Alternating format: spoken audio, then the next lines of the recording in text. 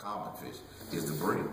You know, everybody know the brim. And the thing about brims, you know, the thing about fishing period, you got to know when you out there fishing, you got to know what fish eat. Every fish don't eat the same thing. And the thing about brims, most brims eat worms. Everybody knows that. You know, in order to catch a brim, you're going to have to use a live worm, not no fake worm. You can't use no artificial lure. You got to use live worms to catch a brim. And then you got to know what brims are, because brims are not everywhere. Brims are what we call school fish. They're home fish. They stay on beds. Brims build beds underwater, and normally they use white rocks to do it. So it's easy, and that's the funniest thing about it. So when you're actually brim fishing, one thing for sure, you can smell them.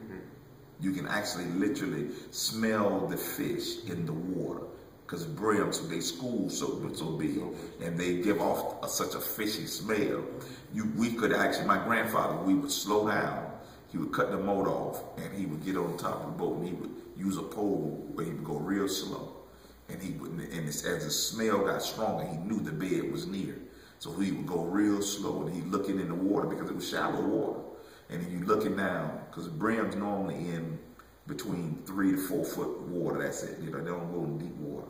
So he's looking down in the water, and he's looking for the bed, and then you see it, and it's literally white, and it's about big as this table. And some of them are a little bit longer, some of them a little bit smaller. And the brims are literally on top of the beds, and they just right there. And every now and then they'll come off the bed to make, but they're not gonna go far. But they're mainly on top of it, and they just stay right there on top of those beds. And so what you do is that when you get in that boat, so what he would do, once he see the bed, he would pull over and pull the boat around, and this is the bed.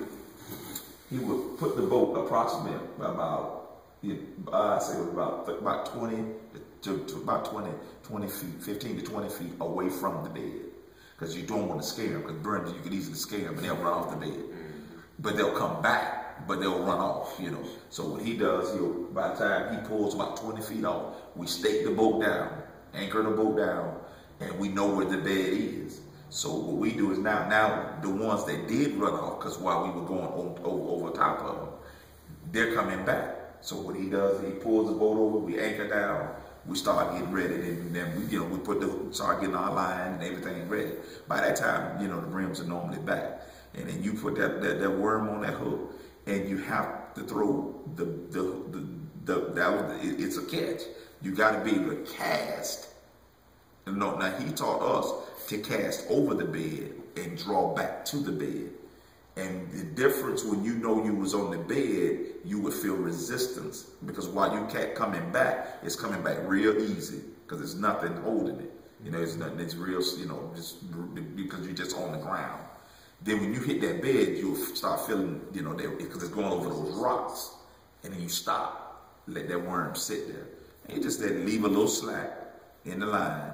And then the brims got, they got them on little bitty lips, so you can't.